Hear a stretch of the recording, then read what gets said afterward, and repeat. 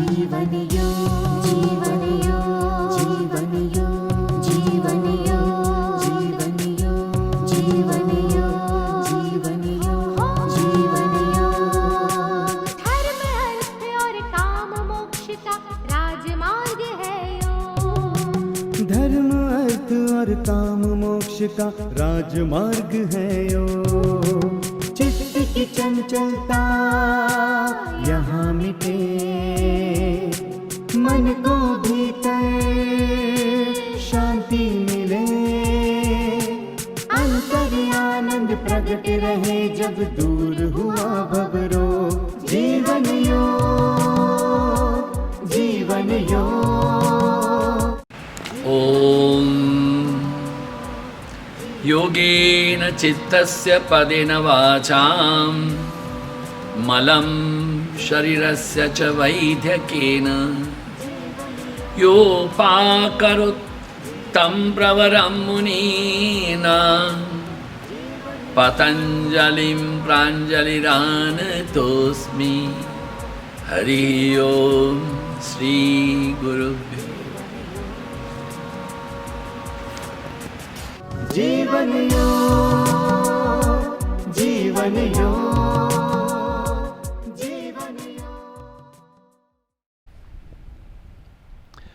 ॐ सहनाववतु सहनौ भुनक्तु सह वीर्यं करवावहै तेजस्विनावधीतमस्तु मा विद्विषावहै। ॐ शान्तिः शान्तिः शान्तिः। हरिः ॐ श्री गुरुभ्यो नमः। हरिः ॐ। गुरु भगवान श्री स्वामी शिवानंद जी महाराज को प्रणाम। परमात्मा के प्रत्यक्ष स्वरूप गुरुदेव श्री स्वामी चिदानंद जी महाराज को प्रणाम। भगवान भाष्यकार को प्रणाम, वेदव्यास जी को प्रणाम, तमाम संतों को, महंतों को, गुरुजनों को प्रणाम। आप सबके हृदय में विराजित परमात्मा को प्रणाम। नमो नारायण, नमो नारायण, नमो नारायण। साधन चतुष्टय के 4 सोपानों में विवेक, वैराग्य, षट संपत्ति के बाद में चतुर्थ सोपान मुमुक्षुत्व है। भगवान भाष्यकार कहते हैं दुर्लभम त्रयमयी वै तत् दैवानुग्रह हेतुकम मनुष्यत्वम मुमुक्षुत्वम महापुरुष संशय।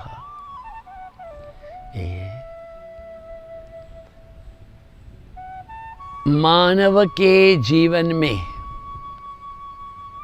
क्या कहा है?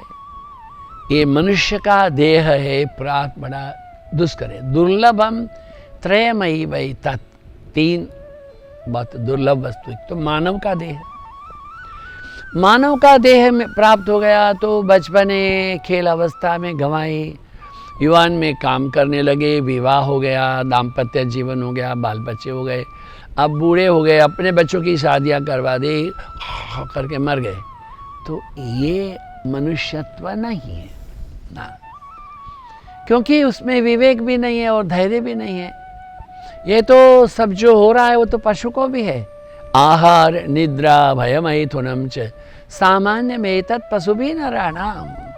आहार है, निद्रा है, भय मैथुन है, ये तो पशु को भी है। वो भी छोटे बच्चे होते हैं, बड़े हो जाते हैं, फिर उनके भी बच्चे होते हैं, वो बूढ़े होते हैं, मरते सड़ के मर जाते हैं। तो हम में उनमें फ़र्क क्या है? विवेनक्ति धीर, विवेक और धैर्य। और विवेक क्या है? क्या मैं ये शरीर हूँ? अगर ये शरीर हूँ तो इस नाशवान शरीर का हेतु क्या है? इसलिए भगवान रमण महर्षि करते हैं, inquire who am I, know thyself and be free. Inquire who am I, विचार करो मैं कौन हूं, मैं कहां से आया हूं, मेरे इस पृथ्वी पर आने का हेतु क्या है, मेरे जीवन का लक्ष्य क्या है, ये आहार निद्रा भय मैथुन नहीं, कुछ और भी है। अपने जीवन का एक ही लक्ष्य है, परमात्मा की प्राप्ति। लोकमान्य तिलक जी ने कहा कि स्वराज्य तुम्हारा जन्म सिद्ध हक है। गुरुदेव स्वामी शिवानंद जी महाराज कहते हैं आत्म साक्षात्कार तुम्हारा जन्म सिद्ध हक है। बहुत जरूरी बात है। बड़े बड़े संत हैं, बड़े बड़े ग्रंथ लिखते हैं, किंतु ज्ञान का प्रदर्शन नहीं है। अपनी अनुभूति जन्य ज्ञान क्या, जब तक हम साधना नहीं करेंगे तब। और साधना कब करेंगे, जब भीतर में मुमुक्षुत्व नहीं होगा। ये मुमुक्षुत्व है क्या, हमारे जन्म मृत्यु जरा व्याधि, इसका जो पुनरपि जननम पुनरपि मरणम पुनरपि जननी जठरे शयनम यह संसारे खलु दुस्तारे कृपया पारे पाहि मुरारे भज गोविंदम। ये जन्म मृत्यु जरा व्याधि, उसके जो आवागमन है, उसमें से मुक्ति पाने की जो रुचि है, जो भावना है, तो वह ही मुमुक्षुत्व है। यदि हमारे जीवन में विवेक वैराग्य षट संपत्ति है, मुमुक्षुत्व के द्वार स्वयं ही खुल जाएंगे। फिर आपको ये रास्ते में खड़े होकर के कोई चाट पूड़ी खाने में कोई रुचि नहीं लगेगी, नहीं।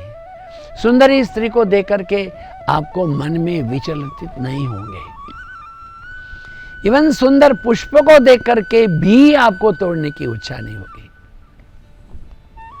देखिए, हमारे देश में हेलन केलर आई थी। जब वो आई तो पुरानी बात है, तो काफी साल हो गया। वो जो आई थी तो ताजमहल भी देखने गई। उनको तो नेत्र थे नहीं, प्रज्ञा चक्षु थी, वो दिव्यांग थी। तो उनको ताजमहल, तो ताजमहल को हाथ से छू करके देखती थी, ऐसा ऐसा करके।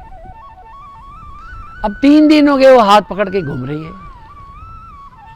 अब मीडिया तो मीडिया ही होता है। उन्होंने कहा, मैडम 3 दिन से आप दीवारों में क्या कर रही हैं?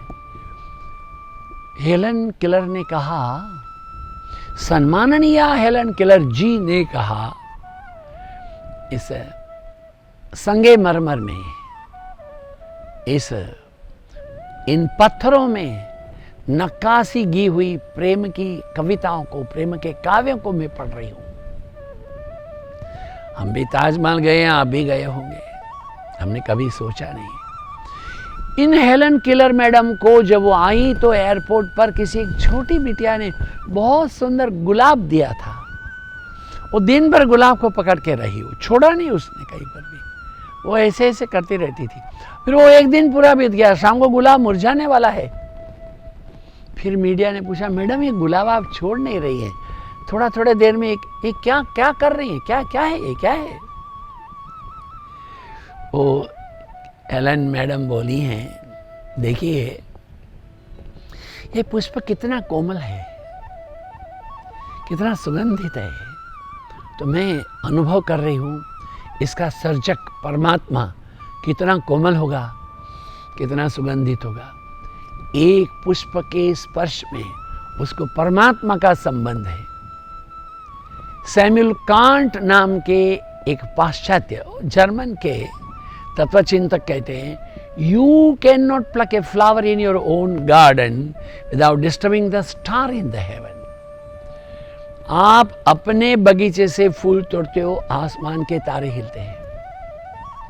आप स्वतंत्र नहीं हो, you are an a part of the cosmic phenomenon. पूरी सृष्टि के को। अब वो सृष्टि क्या है, सृष्टि का मेरा संबंध क्या है, मैं क्या हूं, इन बातों का सोचना, इन बातों के लिए अंदर जिज्ञासा उत्पन्न होना ही तो मुमुक्षुत्व है। ये बाह्य पदार्थों में फिर मुमुक्षुत्व को आसक्ति नहीं रहती है। नहीं, नचिकेता है ना, क्या बोला, तीसरा वरदान मुझे दे दीजिए, क्या आत्मा का क्या होता है? अरे तू क्या आत्मा को ये सुंदरियां लेके जा, संगीत लेके जा, नृत्य लेकर के जा, तो ये कितना हजारों वर्ष का जीवन भी लेकर के जा। नचिकेता कहते हैं तवैव वाह तव नृत्य गीते, तुम अपना संगीत अपने पास रखो, मुझको यही चाहिए। एक बार जब मुमुक्षुत्व जागृत हो गया, फिर आपको बाह्य ये पदार्थों में लोलुपता नहीं होगी। आपका आधी रोटी से गुजारा होता है, आप एक रोटी नहीं खाएंगे। एक रोटी दे लंगोटी, तेरे द्वार पाऊं काम क्रोध छोड़ चले, हरि गुण गाऊं। एक रोटी से गुजारा होता है, 2 रोटी नहीं मांगेगा। क्यों? मुमुक्षुत्व है। मैं खाने के लिए नहीं जीता हूँ, जीने के लिए कितना पर्याप्त है उतना ही खाता हूँ। तो ये जो बात है, ये मन का शुद्धिकरण जब होगा तब मानसिक शक्ति का उदय होगा। मन में शांति तो है, शक्ति तो है, किंतु हमारा मन जो है बिखरा हुआ है चारों ओर, उसको जोड़ करके रखना है।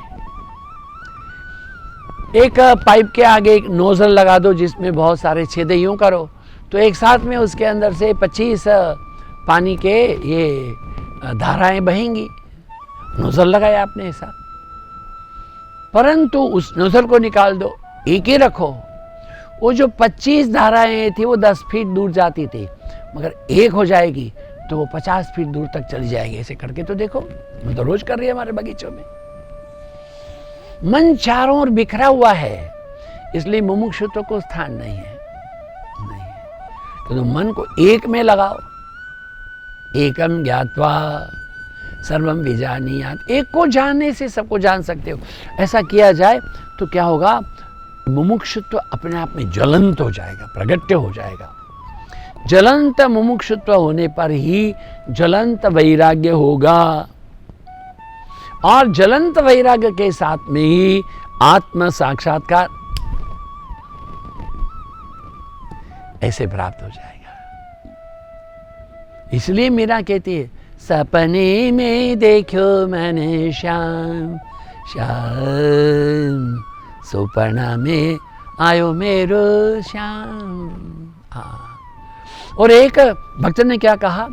श्याम नयने आला सखीरी, काजल घालूं कशाला। श्याम मेरे नयन में आया है, मैं काजल कहाँ डालूं? कि उनको ये मुमुक्षुत्व माने, वो कहते हैं मेरी नथनी में श्याम, मेरे तिलक में श्याम, मेरी चूड़ी में श्याम, मेरे एयरिंग में श्याम, वो सब जगह में वो श्याम ही देखती है। श्याम क्यों? मुमुक्षुत्व है। तो मुमुक्षुत्व को लेकर के और कोई लोभ नहीं, कोई विचार नहीं, कोई आशा नहीं, कोई आकांक्षा नहीं, कोई तृष्णा नहीं, कोई वासना नहीं। चित देखो उत श्याम सखीरी, यही तो उपनिषद कहता है। यच्च किंचित जगत सर्वम, नहीं, ये हमारा पुरुष सूक्त है। यच्च किंचित जगत सर्वम दृश्यते श्रूयते पिबा, अंतर्बहि सर्वम व्याप्त नारायण स्वयं। जगत में जो कुछ भी दृश्यमान है उसके अंदर बाहर वो केवल एक ही है। एक श्रद्धा हो गई, अब समाधान हो गया, तो मोक्ष तो अपने आप जागृत हो जाएगा। ईशावास्यमिदगुं सर्वम यत्किंच जगत्याम जगत, ये पूरी सृष्टि ईश्वर से आच्छादित है। यही कहा, तमेव सर्वम मम देव देव, जा ठिकाणी मन जाय माझे, त्या ठिकाणी तुझी पाय धूड़ी, यही तो है। ज्यादा ठिकाणी मस्तक ठेव तो में, जहाँ भी मस्तक रखता हूँ फिर तुम्हारे ही चरण को। ये कब होगा? जब समाधान हो जाएगा तभी मुमुक्षुत्व होगा। और जब तक मुमुक्षुत्व प्राप्त नहीं हुआ, उसमें ज्वलंतता नहीं है, उसमें गांभीर्य नहीं है, हमारा कोई भी ये फिर प्रयत्न सफल नहीं होता है, क्योंकि लल्लू है वो। हमने आपको कल परसों कहा था, भाई कुआं खोदेंगे तो एक जगह में 500 फीट 700 फीट खोद लो। ये 5 फीट 7 फीट 10 जगह खोदने से थोड़ा होता है। यू शुड विवेक वैराग्य षट संपत इतना प्रबल करें कि उनके बाद में ब्रह्मनिष्ठ गुरु के पास जाके एक श्रुति का श्रवण करने के अतिरिक्त और कोई भी भावना रहे। यही बात कहा ना, मनुष्यत्वम मुमुक्षुत्वम महापुरुष। हमको मनुष्य के देह के बाद में जब परमात्मा प्राप्ति की दृढ़ इच्छा होगी तब हम कोई महापुरुष के श्री चरणों के आश्रय लेकर के रहेंगे और उनके उपदेश के द्वारा परम तत्व की प्राप्ति कर सकते हो। निर्विवाद सत्य है। अब क्या कहते हैं? कहते हैं कि विवेक वैराग्य षट संपत्ति, इनकी साधना के बाद में किसी भी गुरु के पास जाकर के शरणागति स्वीकारना और गुरु के द्वारा आदेश जो है उसको अंतरात्मा में रख करके, ध्यान रख करके उस पर ध्यान करना। साधक साधन चतुष्टय का सतत अभ्यास करता रहे। किसी भी एक साधना में दक्षता प्राप्त करने पर पूर्णता प्राप्त नहीं होगी। आपको विवेक वैराग्य षट संपत्ति मुमुक्षुत्व चारों में आपको दृढ़ होना पड़ेगा। जगत में वही महान सौभाग्यवान है, दिव्य विभूति है कि जिन्होंने साधन चतुष्टय के चारों सोपानों को आरोहित किया है। क्योंकि ऐसी अवस्था में वो स्वयं ब्रह्म में निष्ठ हो जाएगा। हम उनकी पूजा कर सकते हैं, उनके चरणों में पुष्प भी रख सकते हैं।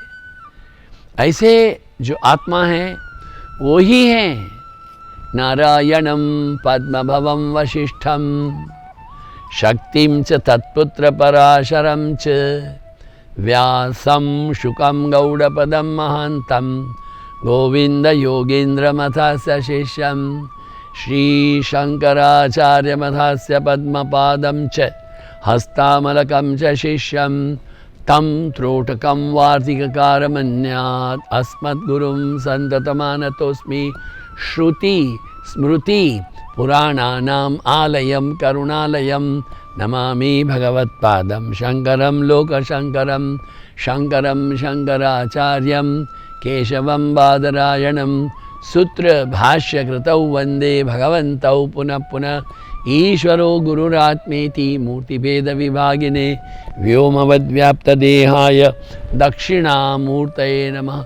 व्योमवत् व्याप्त देहाय जब समाधान हो जाएगा, जब मुमुक्षुत्व प्राप्त हो जाएगा, एकलव्य के समान मिट्टी की मूर्ति में भी श्रद्धा रख करके, समाधान करके, मुमुक्षुत्व प्राप्त करके आर्चरी करनी है तो उसकी विद्या उसने प्राप्त की। यही है मुमुक्षुत्व। अंदर दृढ़ संकल्प होना चाहिए। मानिए कि किसी की आंख में थोड़ी धूल गिर गई है। अब धूल को दूर करने के लिए वो आंखों को धोने के लिए दौड़ेंगे। जब तक उनके आंख से ये धूल नहीं निकलेगी वो पूरी दुनिया में सब कुछ भूल जाएंगे। भगवान श्री रामकृष्ण परमहंस देव कहते हैं कि एक दिन शाम ढलने के पहले एक युवक आया, महाराज मैं भगवत प्राप्ति करना चाहता हूँ, मैं ईश्वर लाभ करना चाहता हूँ, कहिए मुझे मैं क्या करूँ। भगवान श्री रामकृष्ण परमहंस देव ने कहा, अरे तू भगवान की बात छोड़, मुझे भी बहुत गर्मी लग रही है, देख मेरे कपड़े पसीने में आ गए, चल गंगा स्नान करके आते हैं। रामकृष्ण परमहंस देव गंगा जी के जल में गए, तू भी आ जा चल। वो भी आ गया। जब वो आ गया अंदर, 2-3 डुबकी लगाई तो रामकृष्ण परमहंस देव ने उसका मस्तक को पानी में दबा दिया। पानी में दबा दिया, उसकी आंखें पानी में है, कान पानी में, नाक पानी में, मुंह पानी में। वो हाथ पांव से छटपटा रहा है, कोशिश कर रहा है मैं श्री रामकृष्ण परमहंस देव को पकड़ूं कि मुझको बाहर निकाले, किंतु जब लगा कि ये बहुत छटपटा गया तो उसका सिर को पानी के बाहर आने के लिए दिया। हड़बड़ा गया, आप क्या कर रहे थे, मुझे तू बता, तू क्या कर रहा था। अरे मैं बाहर निकलूं। क्यों, अंदर मर रहा था। ऐसे ही संसार में अंदर मर रहा हूं, बाहर निकलूं, बाहर निकलूं, बाहर निकलूं, जब तक ये दृढ़ मुमुक्षुत्व की ऐसी प्राप्ति उपलब्धि नहीं होगी, हम परमात्मा को प्राप्त नहीं कर सकते। आंख में गिरी हुई धूल जब तक आंख से निकलती नहीं, अरे आंख में गिरी हुई धूल तो बहुत बड़ी बात है। इस सर्दियों के दिन में लोग मेथी के परोठे खा लेते हैं, मूली के परोठे खा लेते हैं, वो गाजर की परोठियां खा लेते हैं, उनका एक फाइबर दांत में रहे ना, वो जीभ वहां लपटती रहती है। और किसी भी चीज से ऐसे करके जब तक नहीं निकला तब तक चैन नहीं है। जब तक परम तत्व की प्राप्ति नहीं है तब तक मुझको चैन नहीं है। ऐसी भावना जब हो जाएगी तो उसको मुमुक्षुत्व कहते हैं। यही कहते हैं कि पानी में से बाहर निकलने के लिए वो छटपटाता है, सांस लेने के लिए छटपटाता है। तो इसी तरह हमको संसार से बाहर निकलने की जब तक छटपटाहट नहीं होगी, और हो गई छटपटाहट, वही आत्म साक्षात्कार की प्रबल इच्छा से संपन्न मुमुक्षुत्व है। आकांक्षा का अर्थ ही है आत्म साक्षात्कार प्राप्त करने की ज्वलंत इच्छा, दृढ़ संकल्प। आमी किछु चाही नाओ, छाड़ियो चरण दुई खानी। मुझे और कुछ भी नहीं चाहिए, केवल आपके दोनों चरण को छोड़ करके। हमने आपको कुछ दिन पहले कहा ना, ये दुर्गा सप्तशती के दो पात्र, समाधि, वैश्य और सूरथ राजा। भगवती के उपलब्धि हो गई, भगवती का दर्शन हो गया। राजा क्या मांगता है? मेरे को राज्य वापस चाहिए, मेरी रानी मुझे चाहिए, मेरे दुश्मन है उनका नाश चाहिए। बताओ, जगदम्बा के सामने आकर के ये पूछ रहा है। और वो समाधि नाम के वैश्य है, उसने क्या कहा? हे भगवती, मुझे आपके चरण में आश्रय छोड़ के कुछ भी नहीं चाहिए। इसको मुमुक्षुत्व है, उसको नहीं है, क्योंकि उसको विवेक भी नहीं है, वैराग्य भी नहीं है। अरे आप कल्पतरु के नीचे बैठे हो, चॉकलेट मांग रहे हो, हाँ, चॉकलेट मांग रहे हो, पिज्जा पास्ता मांग रहे हो, परमात्मा को नहीं मांगते। बहुत जरूरी बात है, केवल उसी के बारे में सोचना। आकांक्षा के उच्च ध्येय को प्राप्त करने की दृढ़ इच्छा या संकल्प को हम मुमुक्षुत्व कहते हैं। और मानवीय आकांक्षाओं के लिए परमात्मा की प्राप्ति के अतिरिक्त और कोई ध्येय नहीं होना चाहिए। आकांक्षा मैं राजकोट रामकृष्ण आश्रम में रहा।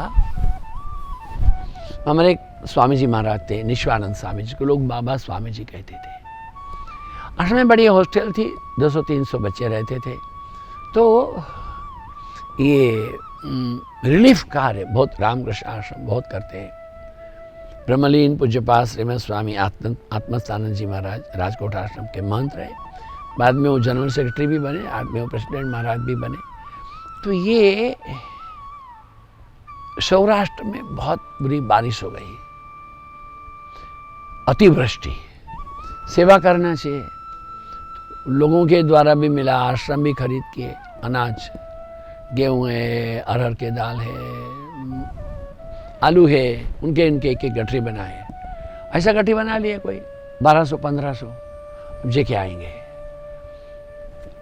बच्चे सारे हैं, कौन से हैं?